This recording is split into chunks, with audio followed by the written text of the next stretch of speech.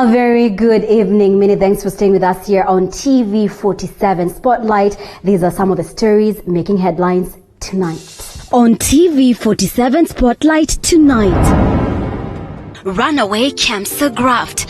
Church leaders and politicians call for a speedy probe on the multi-billion cancer scandal as ODM takes a beating. Revenue share impasse. No deal yet on revenue sharing as Senate bipartisan committee is set to meet the CRA and National Treasury over divisive third generation formula. Milk, glut and drop. COVID-19 plunges the dairy farming into losses as milk production and deliveries to cooperatives drops amid good weather and plenty of farm fodder. SOS man down, and tonight we tell you why men do cry. Reports show men are more likely to commit suicide due to society stereotypes. A very warm welcome. My name is Mombi Chege. Our sign language interpreter tonight is Faith Cheptile. Evangelical church leaders have condemned the runaway corruption at KEMSA and the Ministry of Health following massive looting of funds meant to aid the war on the COVID-19 pandemic. They have said the church will not sit and watch as the public coffers are milked dry. Mwangi Maina reports. Church leaders led by Archbishop Mark Kariuki have decried the runaway corruption at a time when the country is battling an invisible enemy threatening the lives of millions of Kenyans. They have condemned the despicable act and called on government to walk the talk. Has anybody sat down to think the pain and the bitterness that may be developing in the lives of the people who were quarantined and had to pay for their quarantine while there is money that was given, and this money is going into people's pockets, and then we just keep quiet? It's not right. No. They also want an expeditious process to bring the scrupulous and greedy culprits to book. Wale ambao walihusika wafuatwe, washikwe, watumbukizwe ndani na warudishe pesa. Warudishe hizo senti ziende zikafanye ile kazi zilikuwa zifanye. Kwa sababu madhara ambayo yanakuja ni kwamba hata zile zilikuwa zinatolewa sasa za malaria, za HIV AIDS, wengine wanasema wangependa waliokuwa wanataka kuzitoa wangependa kuzirudisha.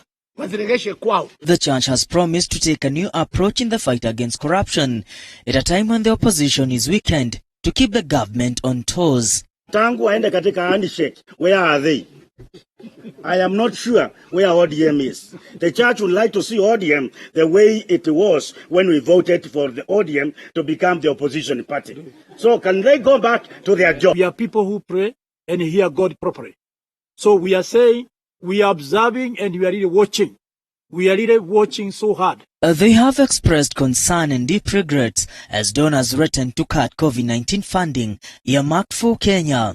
That money that you have stolen from the sick, it will not benefit you in any way. Neither will it benefit your children in any way.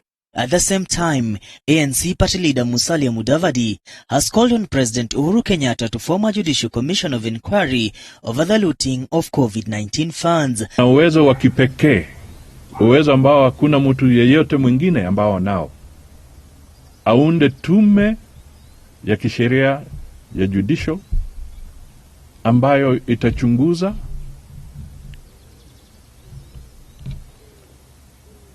wale ambao wamehusika na ufisadi katika wizara ya afya. Mudavadi has also called on Kenyans not to give up on the war against coronavirus in light of the wanton corruption relating to COVID-19 funds and donations.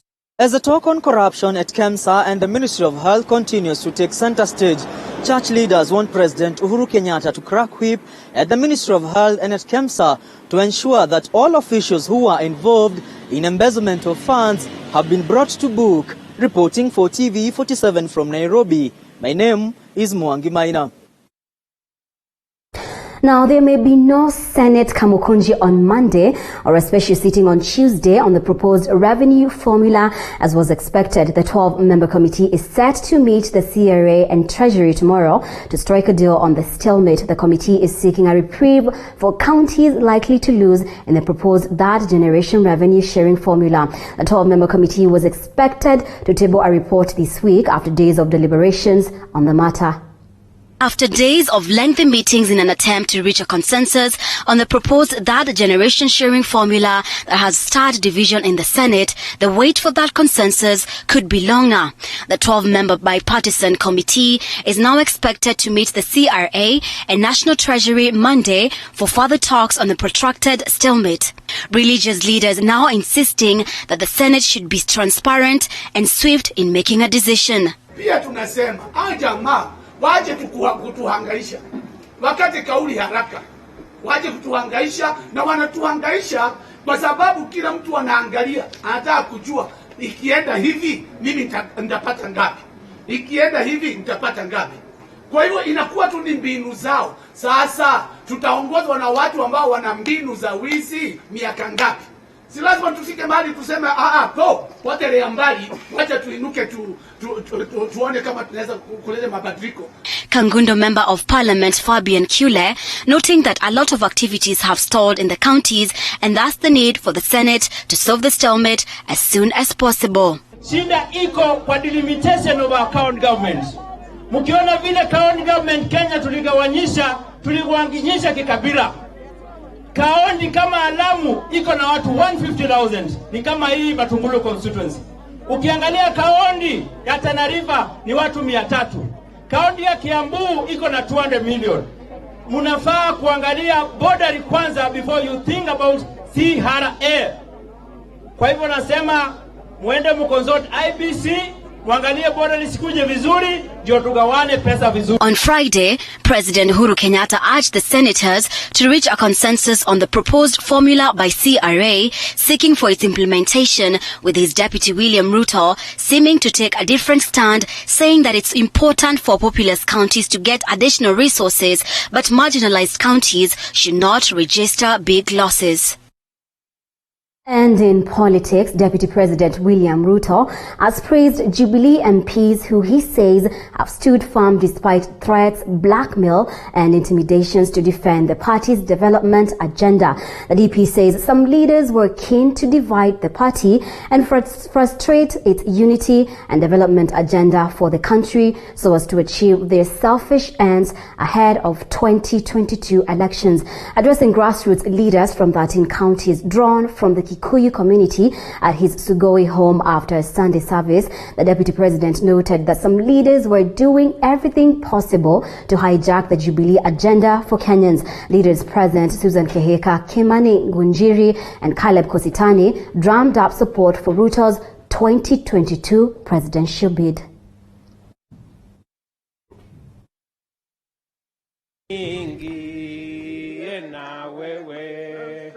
Vitisho imekuwa mingi Kenya hii. Wewe ukionekana namna hii utapelekwa kwa DCI. Wewe ukifanya hii utapelekwa kwa sijui EACC. Ukiwa salamia fulani unawekewa kesi. So watu wengine wanaingiza uoga ndani huko. Na ndio nilikuwa nawakumbusha maneno ya Biblia iko Ufunuo 21 mstari wa 8 ambayo inasema waongo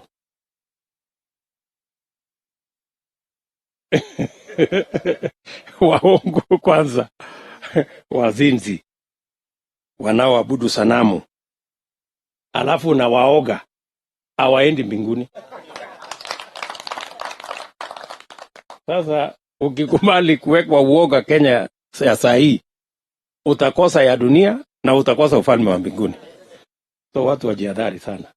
Na nawashukuru sana viongozi hawa. Najua wameambiwa mambo mingi, lakini wamesimama na ukweli na wamesimama na imani kwamba tunamwabudu Mungu aliye hai. And on COVID-19 numbers, the country coronavirus caseload has reached 32,364 after 246 more people tested positive for the virus in the last 24 hours. Of the new patients are 157 male and 89 females, and the youngest is a year old and the oldest is 87 years old. In a statement sent to newsrooms, Health Cabinet Secretary Mutahi Kagwe also reported that 217 more patients had been discharged from treatment centers, 178 of them at home-based care and 39 from hospitals, raising the total number of recovered patients to 18,670. The country's death toll rose by 6 to reach 548.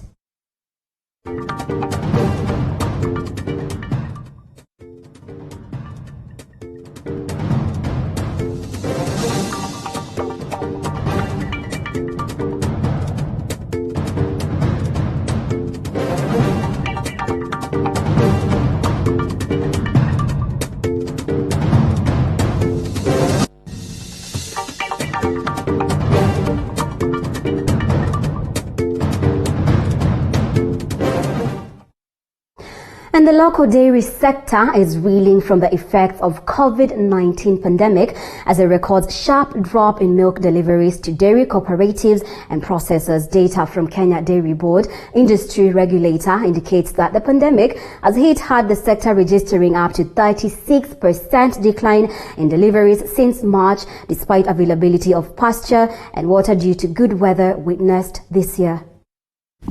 A spot check of the dairy cooperatives in the North Rift region by TV47 shows that there was a sharp decline in milk deliveries by their members since March, when Kenya reported the first case of COVID-19. Some farmers like Alice Kiprono, who supplies her milk to Tuyoluk Dairy's Farmers Cooperative Society in Moiben, Uasin Gishu County, said that she had been forced to reduce the amount of milk she supplies to the cooperative. Vile watoto wako nyumbani saa hizi imeleta hasara sana. Mahindi yenye hata tulikuwa tumeweka kunia 3 yenye huwa nakula mwaka mzima ilisha kitambo. Sasa niko nanunua. Maziwa ndio hiyo. Kwa napeana ya jioni. Sasa inabidi tukunywe. The cooperative has recorded a drop in milk deliveries from 3,000 liters to 1,500 liters. Ili affect sisi tangu March, hatukupata maziwa. Tunapata kama 1,700 per day. Hiyo tumepata sasa kwa sasa. Maziwa yale tunayasanya kwa sasa ni kati ya 800 na 1,112, 1,200. Na wakati hii changa ilikuja, tuliona ya kwamba ilituaffect kidogo, kwa sababu maziwa iliteremuka. Kwa vile mnaona ya kwamba watoto wote wako nyumbani saa hii na wanakunywa maziwa hasa nyumbani. And in Nyeri County, dairy farmers and milk processors have raised concern over increasing cost of milk production and the dwindling returns as a result of COVID-19. There's a decrease in milk production due to high cost of concentrate in the market. If I can say before we used to buy bran at a cost of 600. Right now we are buying at 950. The amount of milk that is going for processing has gone again down. That is through the formal sector, has gone down by about 20-30%. They say they used to rely on schools and hospitality sector as their main market. Heifer International Business Development Manager of Projects Agnes Kavatha says that they are supporting dairy cooperatives and extension staff to ensure that they improve on production.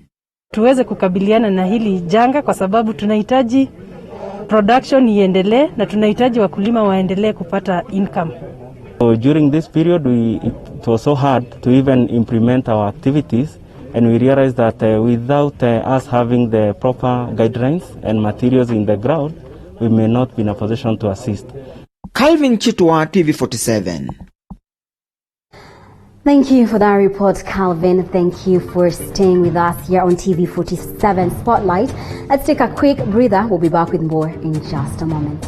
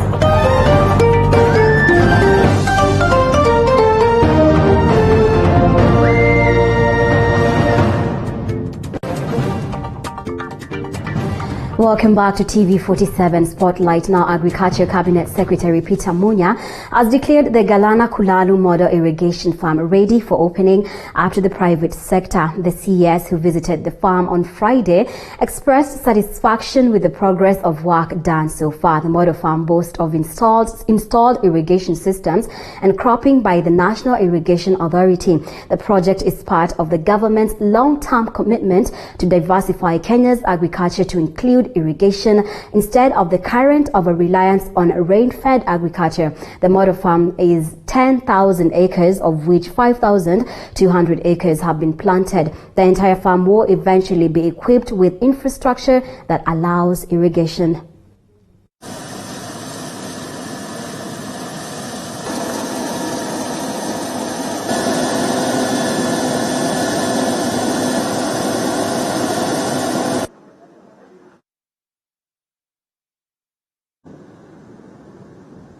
Yes, Kenya is a food deficit country. We import a big percentage of our food for domestic consumption, and the deficit has been growing as the population has been growing because we've not been investing in agriculture to expand production, utilize technology, mechanization, and attract enough private sector investment to turn around the sector to produce enough food for ourselves. And Galana Kulalu was meant to be a solution for that problem of food security. The project is, in my opinion, very successful. It is a question of now making a decision of going to the next level. Move away now from pilot, expand the area, provide the infrastructure that is required, and then invite private sector, invite people who have enough money, because government doesn't have that kind of money, and the government would rather use its money for other things and let private money drive the production. And still on agriculture, more than 5,000 farmers who were once fishermen are set to benefit from the Kuja irrigation scheme in Migori County following a mega expansion plan of the scheme. Now, the expansion will see the Migori County turn into a food basket through rice farming. The Lower Kuja irrigation project by National Irrigation Authority is being carried out in Nyatike constituency, Migori County. The abandoned boats indicate fading fortunes of fishing in Nyatike, Migori County, compromising the livelihoods of many residents here. A day, a week, even a month could pass without an income for the residents who heavily depend on fishing in the area. Here, people were fishermen and cattle keepers, but currently 80% has now left fishing, and now they are doing rice production, because in farming they are assured at the end of 3 months they are going to get something, so they can calculate. But in fishing, you can go today, you get nothing. Next month, next day you go, you get nothing. Even the women. But the support from the National Irrigation Authority, the rice project is a promising fortune.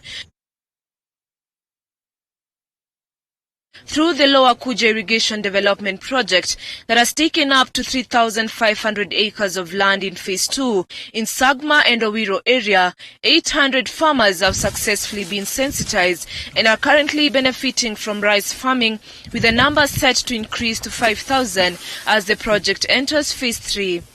The next phase we are moving to is Phase 3. It has already commenced in this financial year. Right now we are doing capacity building or sensitization of farmers, so that when we start development, then the farmers will be already aware on what is expected of them. And in this Phase 3, we are also likely to bring about 6,000 acres under irrigated agriculture. So for 3,000 acres, I am likely to get 12,000 tons of rice, which translate to 480 million Kenya shillings. So that is the amount that will be circulating within the area just from production of rice. Farmers are making good use of the vast land to turn Migori County into a food basket through rice farming. The once wild place invaded by thorns and bushes has changed the lives of many farmers who once were hesitant about farming.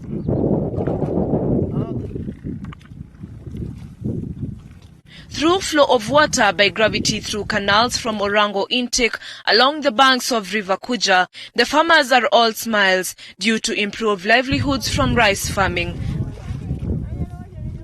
I would say right now I'm confidently able to pay fees for my children, unlike before. I started off with 2 acres, and right now I'm doing 12 acres. And I know I can make up to around 1 million Kenyan shillings. Tayari inanipa kipato. Ardhi naweza nikatumia kwa kulimia mchele ambayo zamani haikuwezekana. Kulima wa mchele imenisaidia huko nyumbani vizuri sana, hata kulipa school fee. The National Irrigation through Deputy General Manager in charge of Operations and Irrigation Services, Daniel Atula, says once fully expanded, Lower Kuja Irrigation Development Project will be a key contributor to the country's rice basket. Currently, the rice production per harvesting season in the area is estimated to be 12,000 tons. We have great potential, actually sufficient potential to be self-sufficient in rice production. Out of the 550,000 hectares that are under irrigation, various crops are produced. The significant crop here that is produced is rice in the so-called national schemes that run from Mwea to Ahero to Bunyala to Lower Kuja. And on that front, about 90% of the rice produced in the country is produced in these schemes. We would be talking of a tonnage of about 150,000 metric tons being produced in these schemes. The Lower Kuja Irrigation Development Project was identified in the late 1980s by the Lake Basin Development Authority. The National Irrigation Authority embarked on feasibility studies in 2009 and 2010 and was operationalized in 2018 through the Ministry of Water, Sanitation and Irrigation. It is located in Sagama, North Carden Ward. It is located in Sagama, North Carden Ward, Nyatike constituency in Migori County. Nanok Lauren, TV47. Thank you for that report, Nanok. Now, let's meet the Lioness, an elite all-female Kenyan ranger unit who patrol a conservation area near Kenya's Amboseli National Park. Now, when Kenya confirmed its first case of the new coronavirus in March, the unit was already out on patrol in the bush and chose to stay away from their families for 4 months rather than risk coming in and getting infected and leaving the animals they love vulnerable to poaching. Here is that story. An elite all-female ranger unit named the Lionesses patrols a conservation area near Kenya's Amboseli National Park.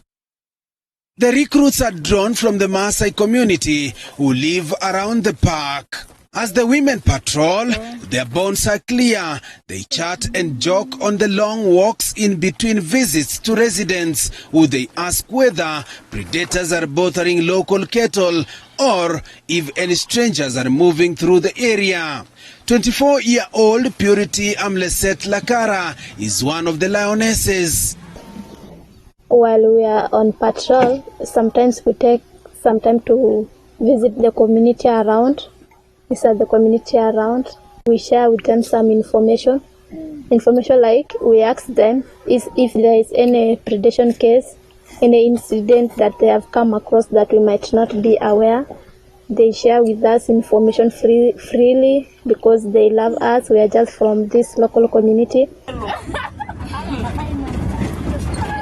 The group says that while on patrol a few weeks ago, they came across people slaughtering a giraffe. The women who patrol unarmed captured the 2 men armed with bows and arrows and handed them over to rangers. The Kenyan government has put in place stiff penalties, long jail terms and big fines on anyone convicted of poaching or trafficking in wildlife trophies, saying poaching was harming tourism, a major foreign exchange earner. Sharon Nankinyi is a member of the Lionesses Ranger Unit. Since the corona started on the lockdown, there is bush meeting whereby people are idle, people are jobless, they don't have food, and they end up going to the forest doing poaching. The ranger team was out on patrol way before the first case of COVID-19 was recorded in the country, and only returned home after 4 months of looking after the wildlife. Sharon Nankinyi was welcomed home with singing and dancing after the team's extended stint in the bush. Amekaa kwa miezi 4 hajafika nyumbani. Sasa leo tumemwona amekuja, tumefurahi sana. Tumempokea vizuri, tumemwandalia na kachakula na kakinywaji. Na amekuja kupata kazi ambapo ni mzuri sana kwangu, ambapo hatukuacha kimila yetu kwa sababu babu yake mwenyewe alikuwa katika hifadhi ya wanyama ya Amboseli. Alikuwako warden hapa Amboseli. The unit of 8 women patrols the Olgulului Community Conservancy Conservation Area, 150,000 acres of land shared by wildlife and human beings. It's funded by the International Fund for Animal Welfare, which helped form the unit in 2017. Josh Onsare, TV47. Thank you for that report on Sarah. Remember, you can tell us where you're watching us from on Facebook, TV47 Kenya, and on Twitter at TV47K. Let's take another short break. We'll be back with more in just a moment.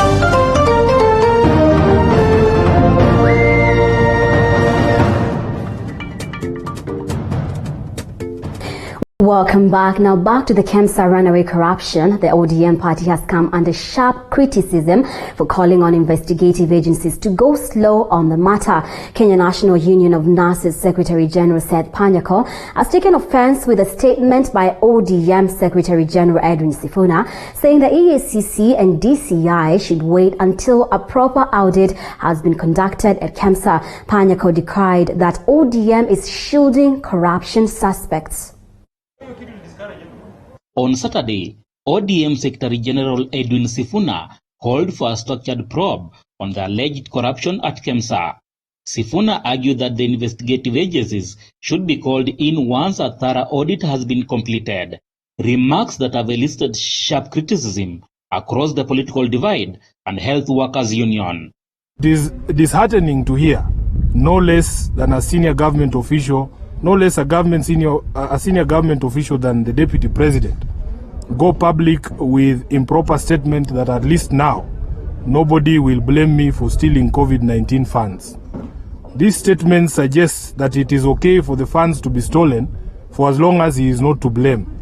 And we want to call ODM to come out and tell us what are they defending. We know, and the names are there in public, you know them, that two legislators, very vocal legislators of ODM, were caught with their hands in the cookie jar in the KEMSA scandal.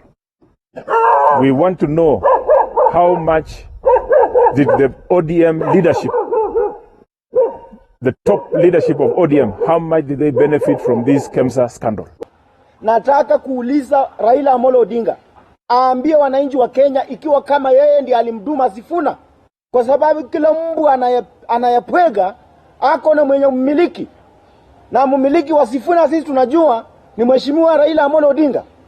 Kwa hivyo ikiwa kama Raila Amolo Odinga umewacha kuwa shujaa wakupikania mambo ya haki ya Wakenya vile tunapokufahamu na ile heshima ambayo tumekupatia, tunataka. Jubilee Party Deputy Secretary General Caleb Kositany calling on Raila Odinga to name and shame officials who benefited from the multi-billion KEMSA scam.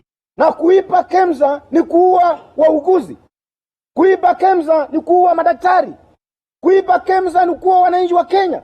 Alafu unakwenda kuwasema kwamba ufisadi haupo kule KEMSA, ni mambo ya waandishi wa habari. Wewe Sifuna, wewe ni kijana mdogo sana.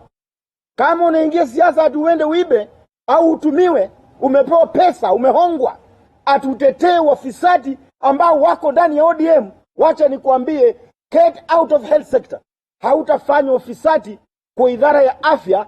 Mimi kama kiongozi ndani ya idara ya afya nione wenzangu wakifa kwa sababu Sifuna umeandikwa pale umekuwa mbwa wa kutetea waisi.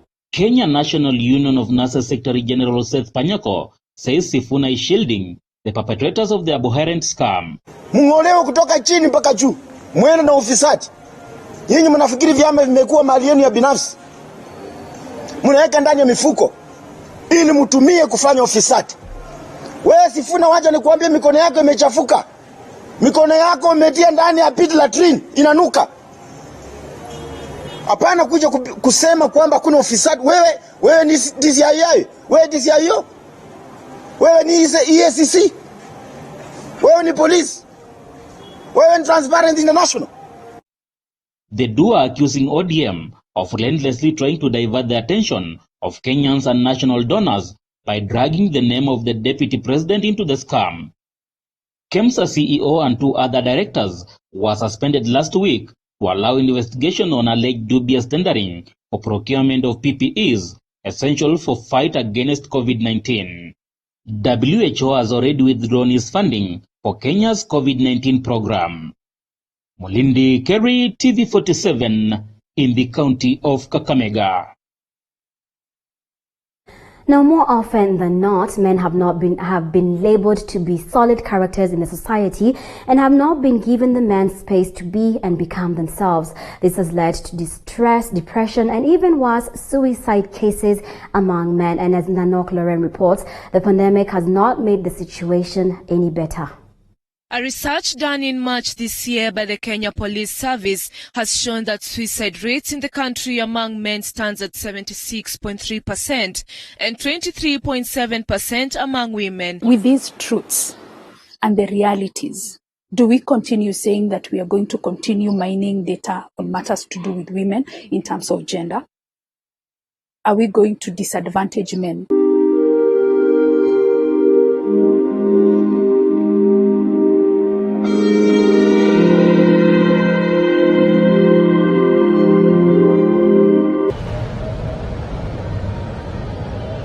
These are the known numbers, but what about those who cry in silence, those whose emotions are caved in because society has painted men as strong characters that should not break at any one point, leaving them in compromising situations? Mwanaume anakaa ni kama mawe ama kijiti, ile labda ugonge ndivyo ivunjike. We don't take him as someone with emotions and feelings. From the word go, the challenge that we have with our society and many things is we do not look at the root cause of problems. What looks juicy is responsiveness, but not prevention. As a result, men like Daniel Matakaya collapsed under immense pressure. Matakaya fell victim back in 2013. At around 5:30 in the morning, I was so tired, so I went to sleep. My ex-wife was in the house. A few minutes as I was sleeping, she woke up and poured sulfuric acid on my face and ran away. So my face started burning. Yeah, the invincible burns. So I woke up to try and get some water to stop or to reduce the burns. And when I stepped on the floor, I felt a shock. She had gone ahead and connected electricity, the heater, the one we are using to kuchemsha maji. Yeah, so, and poured some water on the floor. So when I stepped on the floor, I felt a shock. I screamed and my colleagues came for my rescue. He says his aftermath prompted the Dan Shishe Foundation initiative to see men open up and express issues burning them from inside. I realized that men don't have the space to talk about what they are experiencing, to talk about the violence. So this organization was mainly to give men and boy child, men across all ages, a safe space. A safe space to talk about violence, a safe space to talk about what they are going through. Through the foundation, the 1196 toll-free line, which became effective on 12th June this year, created a safe space for men across the country to vent their distresses before the worst happens. Instead of waiting for the COVID-19 kurudi chini, ndio tusaidia watu, we launched an online counseling whereby we have a telecounseling. We have a toll-free number, which is 1196, specifically for men, to provide a psychosocial support service. Since June, 43 counties across the country have shown response to the 1196 toll-free line. 4 counties, namely Wajir, Marsabit, Mandera and Garissa, have not shown response. Nairobi County leads with a response of 42%, followed by Kisumu and Kiambu with 6%, Mombasa 5%, Siaya, Kisii and Nakuru have a 4% response rate. Edward Miheso, a beneficiary of the hotline number, narrates the circumstances that prompted the dial. COVID ikakuja ikaniumiza sana kwa sababu vile walitangaza tu mtu wa kwanza amekufa, kampuni ikafunga. Kufunga na sina anything, sina mbele na nyuma kwa sababu tulikuwa na maloni. Sasa kufunga kazi, sasa unaanza zero. Mwanamke ndio bado alikuwa anafanya kazi. Fanya kazi sasa shida imeanzia hapo. Hawezi kununua chakula. Nikule, ananiambia ndatafuta.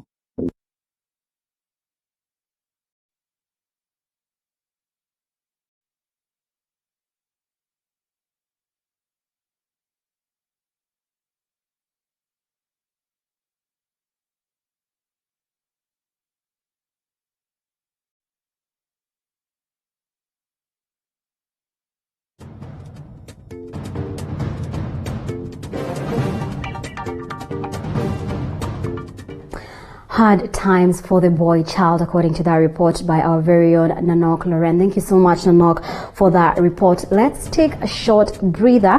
We'll be back with the sports news in just a moment.